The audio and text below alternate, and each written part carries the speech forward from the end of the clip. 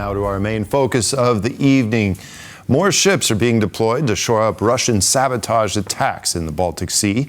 So will this new strategy work?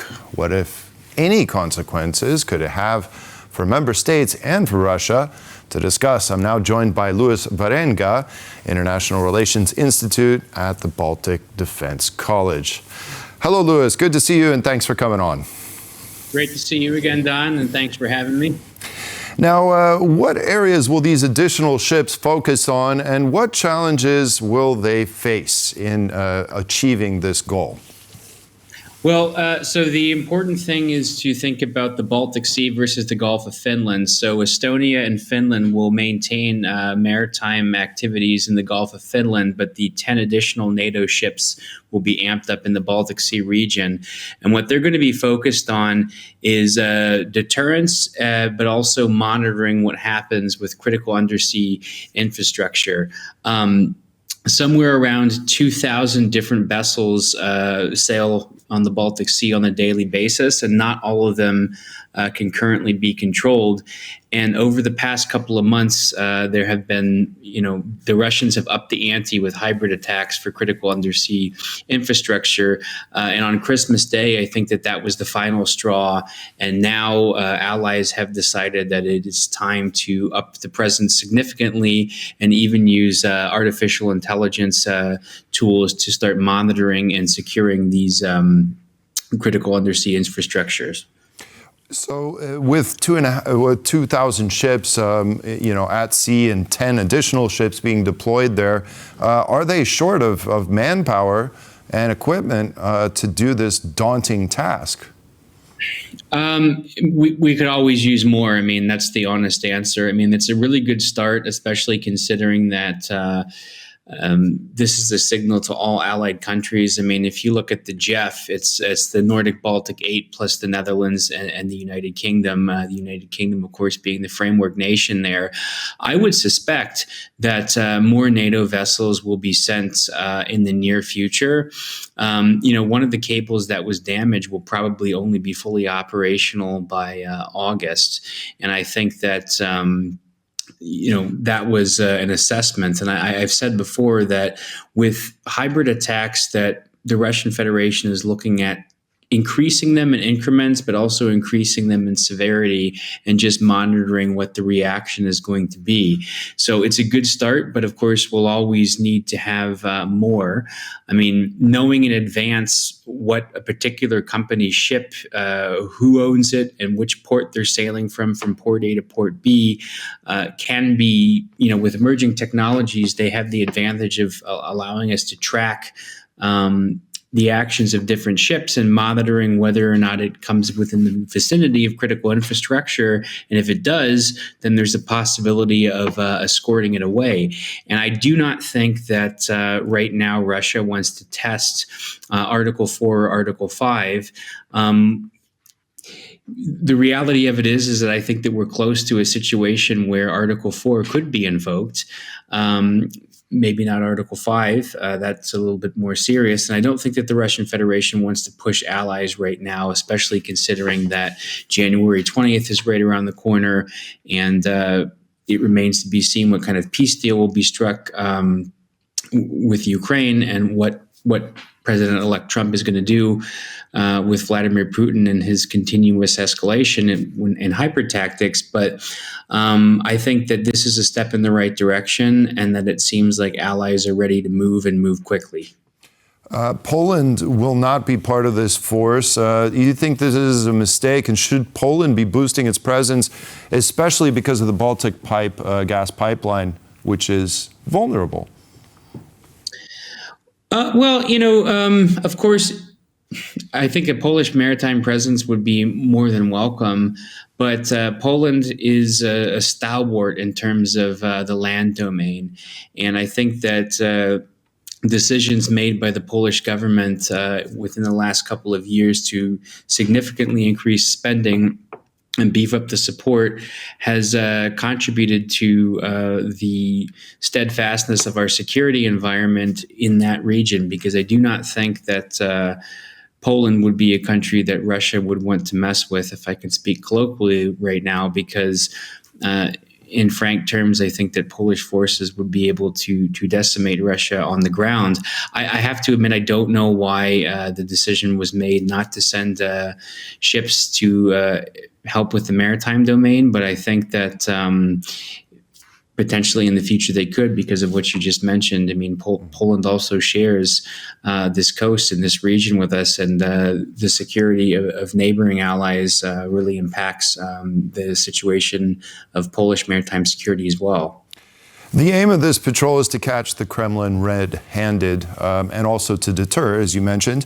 How will it do so, since we've seen tactics used such as dragging anchors on the seabed and ripping these cables apart, which this can't be seen, to the naked eye at least.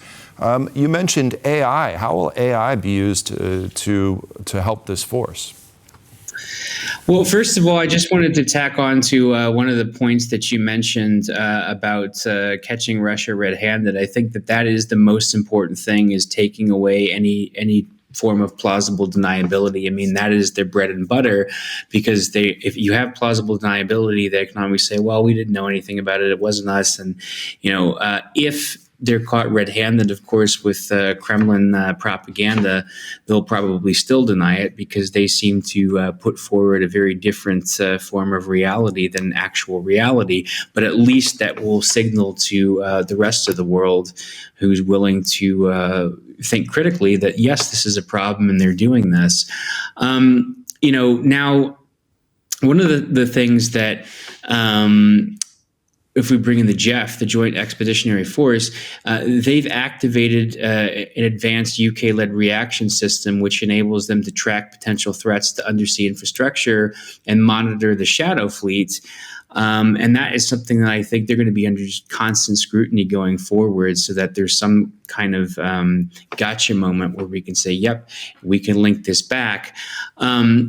One of the operations launched just over a week ago. It's called Nordic Warden. What that does is it harnesses AI to assess data from a wide variety of sources, including AIS, which is Automated Identification System ships, which is used to broadcast the position of these ships and to calculate the risk posed by each vessel that comes into an area of interest. So however far away from critical undersea infrastructure that they designate, they can say this is a ship, it's in this area, so we're going to monitor it, and that could help have this so-called gotcha moment. And the JEF action reinforces existing and planned NATO responses. So that's kind of an added layer of countries that are in the vicinity, and then the UK, which is the framework nation both for the JEF and for the enhanced forward presence in Estonia. So they have skin in the game. And there are specific vessels that are identified by allies as being part of Russia's shadow fleet, and they've been registered into a system so allies can closely monitor when they come to these key areas of interest. So if a potential risk is assessed, for example, then the system that's put in place will monitor these vessels in real time, and then they'll send out a warning to allies, which gets shared with each JEF participant nation as well as all NATO allies. Now, concerning the shadow fleet, I mean, do we really know exactly what it is? Is it only to evade sanctions, or are there other tasks that it performs? Well, I think it was primarily, first and foremost, to evade sanctions, but then somewhere along the line, I think that they got this clever idea to see how much damage that they can inflict, because, these hybrid incidences, I'll call them attacks if they are cutting undersea cables. I mean, a handful of times is no longer a coincidence. That's a pattern. And I think that it lets allies know that they're there and that they're willing to take a certain amount of risk, and they're willing to do things that will harm allies short of anything kinetic. I mean, the last ship that was captured by Finnish authorities, the crew, as I understand, was being fairly responsive and cooperating with Finnish authorities when they took the ship to port and started interviewing crew members. But I think that the sort of second point of existence for the shadow fleet is to operate also not just hybrid but reconnaissance missions. there's been evidence of espionage. So there were two ships. One was named Eagle Est, and the other one was, I think, called Swift Sea Rider. They were used, yes, to evade sanctions, but also to basically engage in spy operations. And Lloyd's List Intelligence, which is a shipping information service, listed this, in public. So they were crammed with, high-tech intel gathering equipment, which are used to monitor Allied ships and aircraft. So there's reconnaissance, there's hybrid activity, and there's damage to critical infrastructure and evading sanctions. So there's kind of a cocktail of nefarious activity that these ships are engaging in.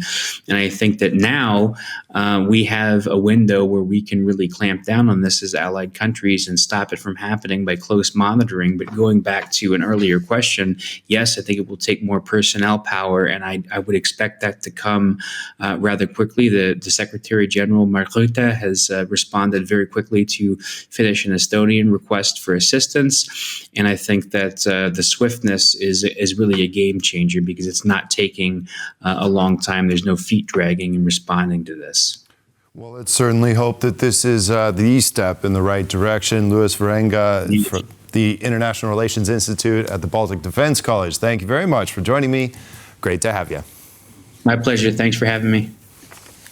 And that concludes this edition of World News Tonight. Thank you all for watching. Have a wonderful evening, and we'll see you next time. Good night.